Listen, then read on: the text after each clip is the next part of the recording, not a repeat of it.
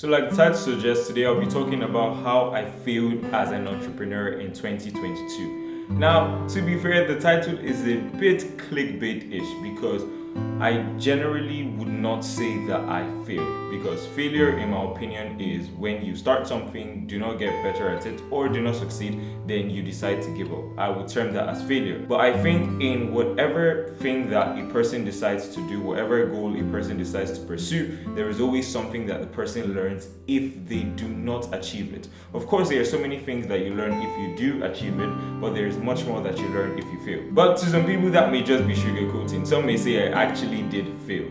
But before we get into that, please hit the like button, subscribe if you are not already subscribed. Please just do that now. It takes less than 2 seconds. Turn on post notifications so you're notified every single time I post a new video. So without further ado, let's get straight into it. Well, for those of you that have been following my content for a while, you would know that I have a business. I have a tutorial company which started last year in about July, if I am not mistaken. I have a video where I talk about how the company started and things like this. The title is From 0 to 125,000 Naira per month. So I will leave it up here, I think so. Nevertheless, it's a tutorial company and the name of the company is DTA Tutorials. So the company started last year in 2021 with me tutoring students in the UK mathematics. And the whole concept behind that was I did not want to earn in Naira because people wouldn't pay me properly and things like that. So I wanted to earn in foreign currency, alright? And the whole story is on that YouTube video. That's not what we're going to be talking about today. Alright, so after a while, the clients that I had started to increase, and the peak of the amount of money I was earning every month was 125,000 Naira. So at some point in time, that was how much I was earning. But as time went by and as school began to get closer, I needed to find a way around this.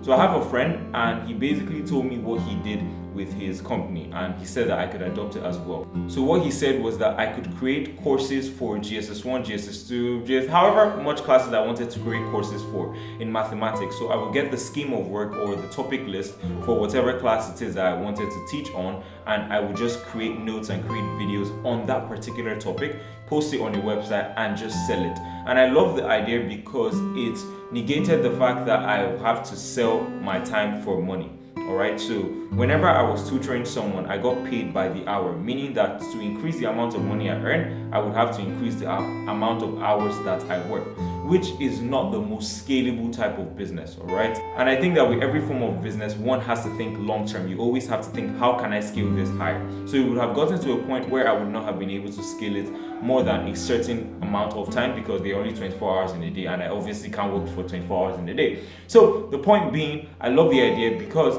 I could sacrifice a certain amount of my time creating the videos, then afterwards it could become sort of like passive income, even though there is almost nothing like that. But the point is, I would not necessarily have to sell my time for money. So that was exactly what I did. And another reason why I stopped the tutorial classes, that's teaching students in the UK and trying to transition immediately to this, is because prior to me going now, I had not gone to uni before, so I did not know how the schedule was going to be like.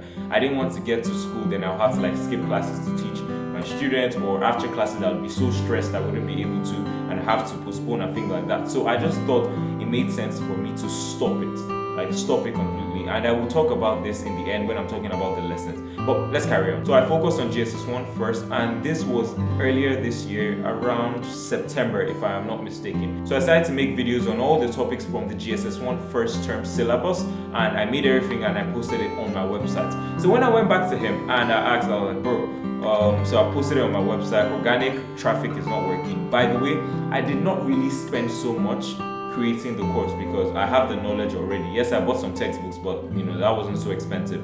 But I did pay for the domain sort of, or the hosting of my website. That was 8,000 Naira every month. That was the only serious cost of this business. So if I was able to get organic traffic, it means that the returns would be so high because I didn't really spend much. But organic traffic wasn't working. I created an Instagram account and I was posting there frequently, not so frequently, but frequently, and organic traffic did not work. So I wanted to run sponsored ads. So I told him about it and he said that, well, the chances of you making so much money from this is low because you only have the GSS1 class available. And the chances that majority of the people that would see your ad have children in just GSS1 is very slim. So he advised that I make more classes, okay? Probably GSS2 and GSS3. Only that at this time it was October, if I'm not mistaken, and students had already started classes. They were almost halfway through the first term. Alright, so I was getting worried that time was running out for me to sell my course. So I decided to take his advice because it made sense, in all honesty. So I tried to create GSS2 course, and I did that. Alright, so I just created the GSS2 first term. So now I had the GSS1 and GSS2, and I was ready to start running sponsored ads. So I asked him how he ran his sponsored ads and things like that. But he said before I start to run sponsored ads that I should read this book, Sell Like Crazy by Sabri Subi. I hope I pronounced that right. So yeah, this is the book, alright, by Sabri Subi. So I wanted to read this book. I took his advice, and the truth is, it was a very good piece of advice because he has so much knowledge on this particular niche, running ads, Facebook ads, and things like that. Yes, I did not finish the book because I just wanted to try it out, alright? I didn't want the year to go by without me running a sponsored ad. Now, I was not chasing the money. I was not, let me rush and try and get as much money. That was not the idea.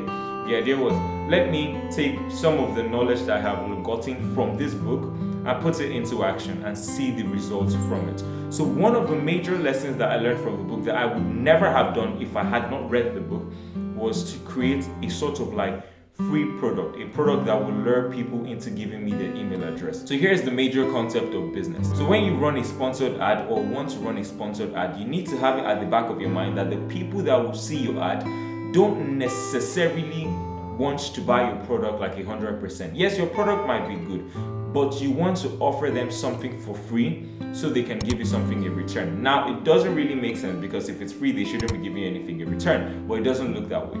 So the idea is that you offer them sort of like a free product, all right? Whether it be an ebook talking about a particular thing or a course talking about whatever, but you just offer them something valuable and make sure that it is free. So what they would do is they would give you their email address in exchange for that free product. Now, when you have their email address, then you can constantly send them emails about your product. When I mean constantly, I don't mean every single day, all right? Maybe twice a week, once a week, however the case may be. And what this does is it warms them up to your product because they would be able to trust you more as opposed to you thinking that immediately they see a sponsored ad, they're going to purchase it. Like, it almost never works that way. So that was what I did. So now I had more stuff to work on. First, I had to reach a certain point in the book to be able to have some kind of knowledge, and I also had to create this sort of free product. I think at the time the product was an ebook, and it was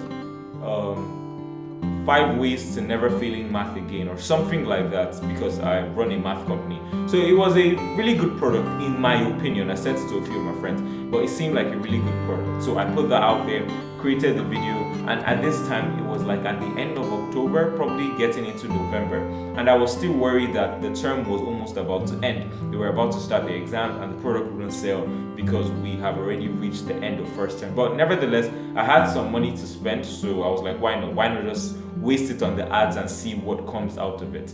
So I did that in about maybe November. I can't really remember. That rhymed.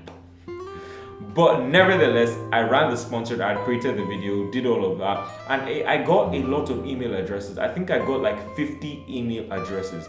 Only that I did not get a single sale. Meaning that people were copying the free product, but they were not after the product itself. And Sabri in this book warned about this particular thing, that people are not necessarily going to buy the minute they see your ad. Okay, that's what the free product is for, to warm them up. And as soon as you have their email addresses, you can start to send them more things about your products, benefits about it, and whatever else may be. Now, I did not finish reading the book, so maybe I will have to learn email marketing and things like that. Point being that was how the ad did. By the way, my ad budget was 3,500 naira for 7 days. So I spent, I don't know math, calculator. So that was 24,500 naira I had to spend. And mind you, each month that would go by, I would have to pay the 8,000 naira for the website I was hosting my course on. So in total, I spent like 30-something thousand, and all of that money vanished because I did not make any sale. Now, the reason I say this was not a failure was because, firstly, I learned certain things. That you need to finish a book before you go into whatever it is that you need to go into. I still have not finished the book. When I do, I will do like a book review sort of thing, that would probably be next year. I'll finish the book this year, obviously. I mean, the video will come out next year, probably. But the point basically is I got, like I said, 45 to 50, if I'm not mistaken, email list from the whole ad that I ran, and I ran it for just a week. I also got some messages on WhatsApp. So it was not a total flop, but if we're to look at it statistically, then it was a total flop because I did not make any money. But now let's talk about some of the lessons that I learned, if I really did learn any lesson. Like I said, the first lesson I learned was to finish gaining knowledge, basically. Right now, you will never actually finish gaining knowledge, but the point is, don't rush into it. Okay, if I did not do it this year, then I would have done it next year. It's as simple as that. It's not something that I needed to do, like, oh, I need to find out what the result would be, if that makes sense. Okay, basically, patience is a virtue when it comes to business. All right, you need to learn timing, you need to learn what season is the best for your particular business, and if it is not, then there is no harm in waiting, because obviously if I did wait, then I would have had a lot more budget to spend in the coming year. Another thing I learned is that follow-up in this type of business is extremely important. Remember I mentioned that when someone sees your sponsored ad or comes across your Instagram page or your website or whatever the case may be, that they may not always be likely to buy it first time. Okay, it's not like as they see, oh, they want to buy it. Of course, that's what we want as sellers, but that's not always how it is. But some of them may contact you and ask some certain questions. So following up is extremely important. Following up in terms of WhatsApp marketing, email marketing, and things like that, because they could become potential buyers if you do this right. That was something that I did not particularly do well. Alright, so many people texted me on WhatsApp, and I got the email of so many people as well, and these people were asking questions, and while I had the answers to these particular questions, my follow-up wasn't the best. But the beauty about it is I still have these people's contacts and I still have their email addresses, so I could get better at this and do that properly next year. So what exactly do I plan to do different in the coming year? Well, the first thing that I want to do is finish reading up the book. I know there are so many things that I still don't know yet, and once I finish reading the book, hopefully I would have better knowledge in some of these things. Another thing that I want to do is finish creating the GSS1 and the GSS2 second term course, because in January they will be starting second term. So I want to finish creating every single thing this holiday. Alright, I have 3 weeks before I go back to school, so I want to use 2 out of that 3 weeks to do this.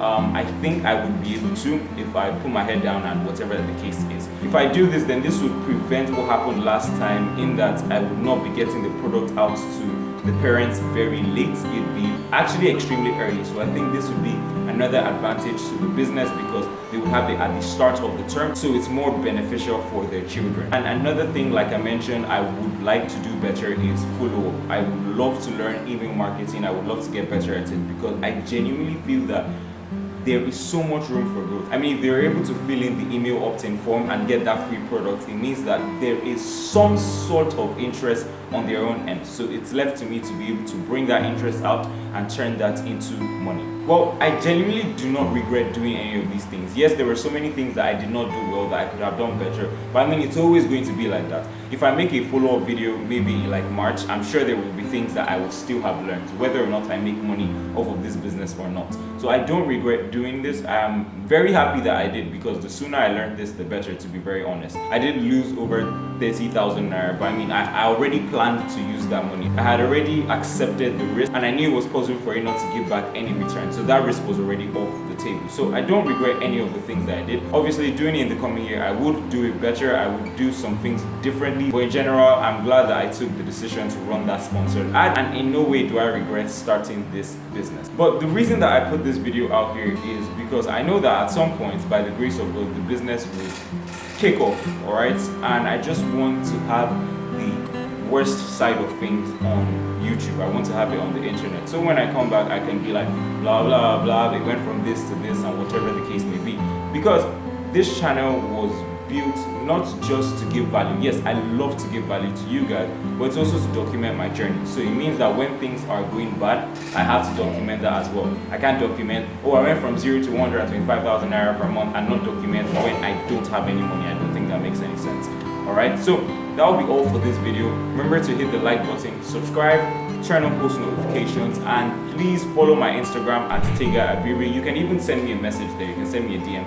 I'm not going to wish you Merry Christmas now because I do have a video coming out on the 25th of December. That would be 2 days from now if I'm not mistaken. So stay tuned for that. And remember, turn on post notifications so you are notified. I'll see you in the next video by God's grace. Take care.